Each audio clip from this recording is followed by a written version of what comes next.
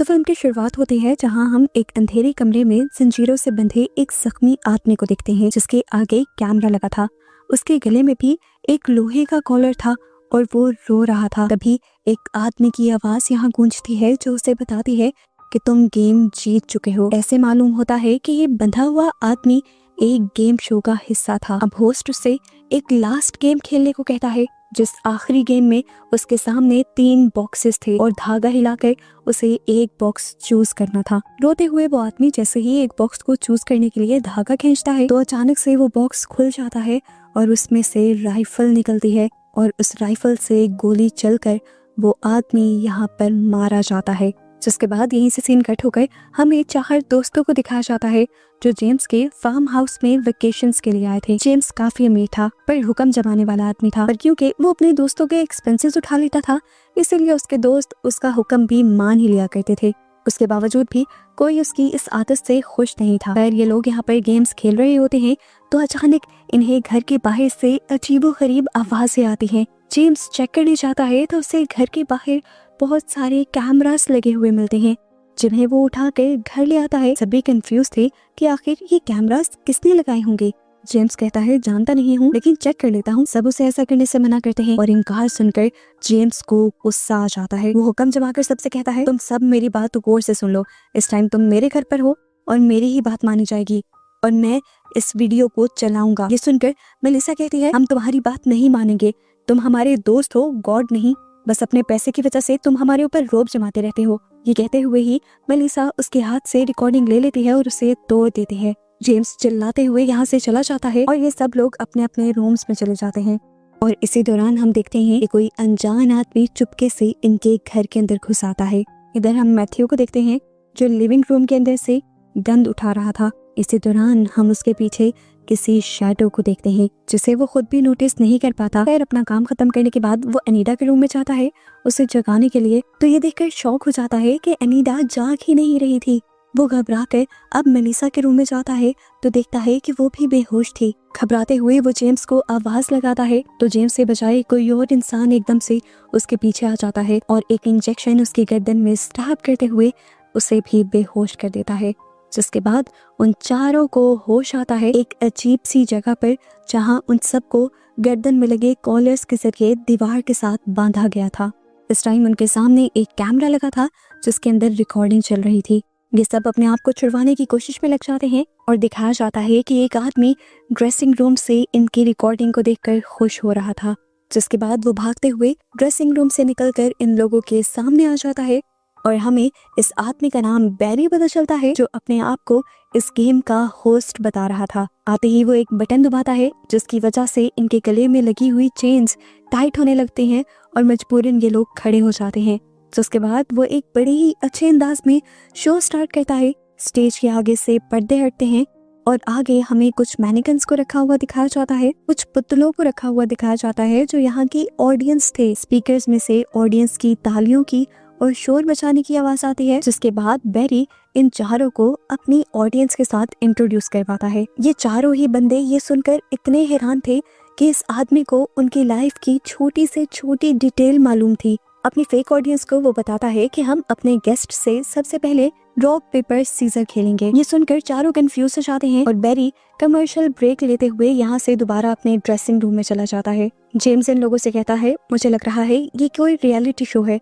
एनीडा उसे कहती है बेवकूफ हो, रियलिटी शो वाले बेहोश नहीं करके लाते।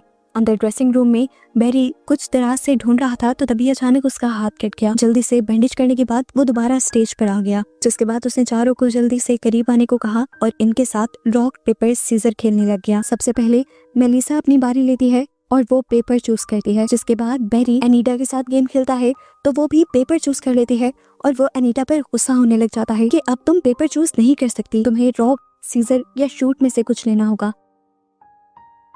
एनीडा शूट चूज करती है। जिसके बाद बैरी बाकी दोनों लड़कों के साथ गेम खेलता है और गेम खत्म होने के बाद वो मेलिसा के पास आ जाता है जिससे उसने गेम स्टार्ट की थी। अपनी पॉकेट से वो एक कार्ड निकालता है और मेलिसा को मुंह खोलने को कहता है। उसके मुंह खोलते ही वो मेलिसा के होंठों के किनारे काट चुका था, जैसे उस कार्ड के साथ ब्लेड्स लगी थी। इसके बाद वो मैथ्यू के पास आता है। सभी उसे देखकर शॉक रह गए थे, अभी संभले भी नहीं थे ये लोग कि बेरी जमीन के ऊपर से पत्थर उठाते हुए मैथ्यू के सर पर मारकर उसका सर फाड़ देता है, क्योंकि उसने रॉक चूज किया था। जेम्स ने क्योंकि सीजर चूज किया था, इसीलिए वो तेज सीजर से जेम्स की उंगलियां काट देता है और आखिर में एनीडा के सामने आकर गन निकाल लेता है, क्योंकि एनीडा ने शूट चूज किया था। यहाँ बेरी ट्रिगर दबाता है और एनीडा पीछे जाकर गिरती है, लेकिन पता चला कि उसने एनीडा को मारा ही नहीं था। उसकी गन में से तो सिर्फ आग निकल रही थी, क्योंकि ये गन एक लाइटर थी। एनीडा असल में पीछे गिरी थी, क्योंकि बेरी ने बटन दबाकर उसकी चेन खींच ली थी। जब उन्हें यकीन आता है कि एनीडा मरी नहीं, तो सबकी सांस में सांस आती है। इसके बाद बेरी यहाँ से चला जाता है और कुछ देर बाद एक नई गेम के साथ यहाँ लौटता है। ये सब लोग अपनी जान की भीख मांगने लगते हैं बेरी से, लेकिन बेरी एक नहीं सुनता और इन्हें अपने गेम के बारे में बताने लग जाता है। वो व्हील ऑफ पेन लेकर आया था। वो कहता है कि इस टाइम तुम्हें अपनी लाइफ के वो बुरे काम बताने हैं जो तुम कर चुके हो। वो कहता है जब तुम मुझे ये बातें बताओगे तब मैं डिसाइड करूंगा कि तुम्हें जीना है या मरना है। सब लोग और भी ज्यादा घबरा जाते हैं। जेम्स तो कुछ भी बोलने से इनकार कर देता है। तब बेरी उसके प्राइवेट पार्ट को ही टॉर्चर करने लगता है। उसके बाद जाकर जेम्स कन्फेस कर देता है कि उससे एक मासूम इंसान का एक्सीडेंट हो गया था, जिसका सारा इल्जाम उसके डैड ने अपने सर ले लिया। लेकिन उसके बावजूद भी जेम्स ने उस जिंदा इंसान को हॉस्पिटल नहीं पहुंचाया, यहाँ तक कि वो आदमी वहीं पर मर गया। आसान लफ्जों में उसने एक मर्डर किया था। बेरी जेम्स को तब तक टॉर्चर करता रहता है जब तक जेम्स उस विक्टिम का नाम नहीं बताता। इसके बाद वो एनीडा के पास जाता है और उसके गले पर कैन रखते हुए उसे टॉर्चर करते हुए पूछता है तुमने क्या किया है। एनीडा बताती है मेरी मॉम बहुत ज्यादा बीमार है, उनके इलाज के लिए मेरे पास पैसे नहीं थे, तो मैंने एक अडल्ट वेबसाइट बनाई थी और इसकी वजह से मैं आज तक रिग्रेट करती हूँ।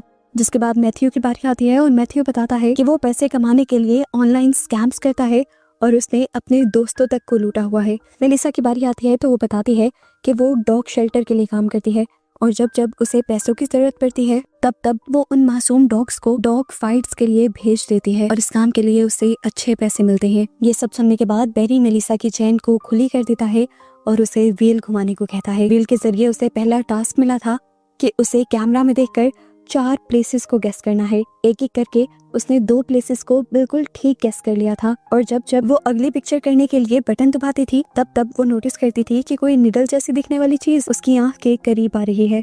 तीसरी जगह वो सही तरह गेस नहीं कर पाती तो बेरी उसे एक और चांस लेने को कहता है और जैसे ही वो अब बटन दबाती है तो एक सुई निकल कर कैमरे में से उसकी आंख के अंदर धंस जाती है, जिससे उसे बहुत ज्यादा दर्द होता है, इतना दर्द कि वो बर्दाश्त भी नहीं कर पाती। मेलिसा का हाल देखकर सभी लोगों ने अब उस पिन को घुमाने से मना कर दिया था, इसलिए सबके लिए जेम्स खुद ही व्हील घुमा लेता है। वह एनीडा से कहता है कि तुम मैथ्यू के कान में ड्रिल करोगी। एनीडा रोते हुए ये करने से मना कर देती है, पर बेरी उससे कहता है कि अगर तुमने ना किया तो मैं तुम्हें और जेम्स दोनों को ड्रिल कर दूंगा। ना चाहते हुए भी उसे ये काम करना पड़ता है और वो मैथ्यू के कान के अंदर ड्रिल कर देती है, जिसकी वजह से मैथ्यू को बहुत ज्यादा दर्द होता है। ऐसा करते ही उसके हाथ से ड्रिल गिर चुकी थी, जो देखकर बेरी उसके ऊपर गुस्सा करने लग जाता है और कहता है कि तुमने रूल तोड़े हैं, कैमरा बंद होने से पहले ही तुमने ये ड्रिल फेंक दी, ठीक नहीं किया तुमने। ये कहते हुए वो कैमरे के अंदर से रिकॉर्डिंग निकाल कर चला जाता है और उसके ऊपर मैथ्यू लिख देता है। खैर कुछ देर बाद वो आकर एक नई गेम शुरू कर देता है जिसका नाम था वाइल्ड कार्ड। वो कहता है कि मैंने ऑडियंस में से 100 लोगों से एक सवाल किया है कि इंसान को जिस्म के किस हिस्से में सबसे ज्यादा दर्द होता है। मेरे पास जो आंसर्स हैं तुम लोगों को उसे गेस करना होगा। मैथ्यू कहता है सर में, एलिसा कहती है घुटनों में, एनीडा कहती है स्टमक में। जेम्स कोई जवाब नहीं देता, वो तो अपने आप को इन चेन्स से निकालने की कोशिश कर रहा था और बेरी हंसते हुए उसकी नकल उतारता है और उसकी जगह जवाब दे देता है कि गर्दन में। इसके बाद बेरी अपने आंसर्स निकालता है जिसमें हेड, मसल्स, फीट और स्टमक सब आ रहे थे पर नीज नहीं आ रहे थे। लिसा ने क्योंकि अपना आंसर नहीं बोला था, इसी वजह से वो हार गई थी, उससे सही गेस नहीं किया था। इसी वजह से उसे उसकी चेन्स पीछे की तरफ खींच लेती हैं और बेरी यहाँ पर एक हाइड्रोलिक प्रेस को ऑन कर देता है जिसके नीचे एक शार्प मेटल लगा हुआ था। ये मेटल मेलिसा को चीर देता, उसे मार देता। मेलिसा अपने आप को बचाने के लिए चिल्लाने लग जाती है और 1 मिनट के लिए बेरी इस मैकेनिज्म को बंद करता है और सबसे कहता है कि क्या कोई मेलिसा को बचाने के लिए उसकी जगह लेना चाहेगा। कोई भी तैयार नहीं होता, जिसके बाद बेरी अपने मैकेनिज्म को ऑन कर देता है और ये टूल मेलिसा के सर पर गिरते हुए उसके दिमाग को, उसकी पूरी बॉडी को क्रैश करके मार देता है। उसके मरते ही यहाँ की लाइट्स फ्लिकर करने लग जाती हैं। बेरी हमेशा की तरह अपनी टेप कैमरा से निकालता है और उसके बाद हंसते हुए मेलिसा की बॉडी को यहाँ से खींचते हुए ले जाता है और उसका खून यहाँ पर पीछे निशान छोड़ जाता है। इसके बाद ड्रेसिंग रूम में जाकर बेरी अपना फेस मास्क निकालता है और अपने मुंह पे एक कट लगा देता है। उसके मुंह पे और भी बहुत सारे कट्स थे जो जाहिर कर रहे थे कि बेरी ने पहली मर्तबा इंसान को नहीं मारा। वो किसी भी इंसान को मारने के बाद अपने आप को कट लगाता था। कुछ देर बाद बेरी दोबारा स्टेज पर आता है एक टीवी लेकर, जिसके ऊपर रेबेका नामी लड़की को वो टॉर्चर कर रहा था, बिल्कुल इन्हीं लोगों की तरह। इसके बाद बेरी एनीडा के पास आता है और अपना फेस मास्क उतार देता है। जेम्स एनीडा से कहता है, इस आदमी को कहीं देखा है मैंने। और यहाँ मैथ्यू जेम्स को जवाब देता है कि ये बेरी मिलर है, जो पहले एक रियल गेम शो चलाता था और उसके लिए एनीडा काम किया करती थी। बस ये सुनना था कि जेम्स चिल्ला उठा, तो इसका मतलब तुम्हारी वजह से हैं हम यहाँ पर। आखिर क्या किया था तुमने ऐसा? वो अपनी कहानी बताना शुरू करती है और कहानी पास्ट में चली जाती है।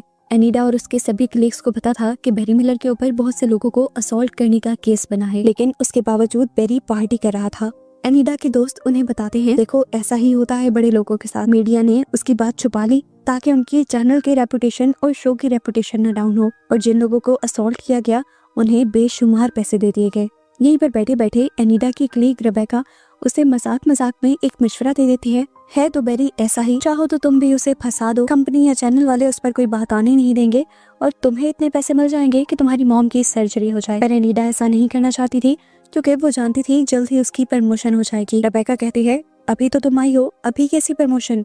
इतनी ही देर में बेरी एनीडा के पास आ जाता है एक केक लेकर, क्योंकि उसे पता था आज एनीडा का बर्थडे है। ये देखकर एनीडा बहुत ज्यादा खुश हो जाती है और बेरी एक नॉर्मल फ्रेंडली वे में एनीडा के कंधे पर हाथ रख लेता है और रेबेका इसी का तमाशा बना देती है कि ये कौन सा तरीका है औरतों को टच करने का। हालांकि बेरी ने तो ऐसा कुछ किया ही नहीं था। एनीडा के लिए भी ये ऑकवर्ड मोमेंट बच जाता है और बस इसी राय का पहाड़ बनाते हुए रेबेका और उसका दूसरा कलीग एनीडा को मना लेते हैं बेरी के खिलाफ ह्यूमन रिसोर्स में कंप्लेन करने के लिए। इनके प्लान के ठीक मुताबिक चैनल और गेम शो वाले बेरी के ऊपर एक भी इल्जाम नहीं आने देते और एनीडा को बहुत सारे पैसे मिल जाते हैं। प्रेजेंट में ये सच्चाई जैसे ही एनीडा अपने दोस्तों को बताती है, तभी यहाँ पर बेरी भी आ जाता है और जेम्स बेरी से कहता है कि आपकी कसूरवार तो एनीडा है, तो एनीडा को मारिए ना, हम सबको तो छोड़ दें प्लीज। वो कहता है, मेरे डैड एक बहुत ही अमीर इंसान है और पावर में भी हैं। अगर आप चाहें तो उनके पास इतना पैसा है कि वो आपको एक नया गेम शो एस्टेब्लिश कर देंगे, आपकी रेपुटेशन भी बेहतर हो जाएगी। सिर्फ इसके बदले आप मेरी जान छोड़ दें। पहले पहले बेरी काफी सीरियस हो जाता है उसके इस आइडिया को लेकर, लेकिन फिर पता चलता है कि बेरी सीरियस होने का बस ड्रामा ही कर रहा था। बेरी जब उसकी बात नहीं मानता तो जेम्स गुस्से में अपनी चेन तोड़ लेता है और उसी से बेरी पर हमला करने लग जाता है और बेरी उसे रोकने के लिए एक बटन दबाता है, जिसके जरिए उन तीनों को उनके गलों में पहने हुए कॉलर के जरिए बहुत ही बुरा करंट लगता है। तीनों बेहोश हो जाते हैं। इन्हें जब होश आया था तो इनमें से दोनों लड़के बेड पर थे और उनके पेट पर अजीब सा जख्म था, जबकि एनीडा इनके सामने आजाद थी, लेकिन एक बंद कमरे के अंदर थी। यहाँ पर बेरी माइक के जरिए एनीडा से कहता है, सामने कमरे की चाबी इन दोनों के पेट में है, तुम चाहो तो इन दोनों में से किसी का भी पेट काटकर चाबी हासिल कर सकती हो और मुझ तक पहुंच सकती हो ये गेम जीतकर।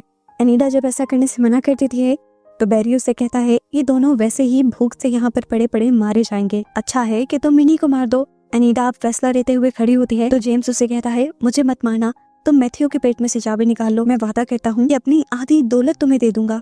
ये सुनते हुए जेम्स की तरफ बढ़ती हुई एनीडा मैथ्यू की तरफ मुड़ जाती है, लेकिन अगले ही पल उसके दिल में रहम आ जाता है और वो जल्दी से जेम्स के पास आकर उसका पेट काट देती है। जेम्स को दर्द होता है और आखिर जेम्स मारा जाता है। एनीडा जेम्स के मैदे में से चाबी निकाल लेती है और जब वो दरवाजा खोलने की कोशिश करती है तो पता चलता है कि ये एक और बहुत बड़ा प्रैंक था। ये दरवाजा तो चाबी से खुलना ही नहीं था, इसका तो मैग्नेटिक लॉक था। वो सिर्फ एनीडा से एक मर्डर करवाना चाहता था। इसके बाद बेरी मैथ्यू को भी आजाद कर देता है और स्पीकर से मैथ्यू को कहता है, तुम जाकर एनीडा को मार दो, ऐसे तुम विनर बन जाओगे क्योंकि इस गेम का विनर एक ही होगा। ये कहते हुए बिना सोचे मैथ्यू चाकू उठा लेता है और एनीडा को मारने के लिए उसकी तरफ बढ़ने लगता है। एनीडा बहुत ज्यादा डर रही थी क्योंकि हर गुजरते सेकंड के साथ मैथ्यू उसकी तरफ कदम बढ़ा रहा था। उसके हाथ में चाकू था, लेकिन वो एनीडा को मारने नहीं आ रहा था। वो एनीडा को किस करता है, उससे अपना प्यार कन्फेस करता है और कहता है, मैं तुमसे हमेशा से बहुत ज्यादा प्यार करता था। अगर जिंदगी नॉर्मल रहती तो मैं तुमसे शादी भी करता, लेकिन अब अपने प्यार के लिए मैं सिर्फ इतना ही कर सकता हूँ कि तुम्हें ये गेम जिता सकता हूँ। ये कहते ही वो चाकू से अपने आप को ही स्टैब कर लेता है और अपने आप को मार देता है। और इसके बाद रोम के अंदर एक अजीब सी गैस फैल जाती है, जिसकी वजह से एनीडा भी बेहोश हो जाती है।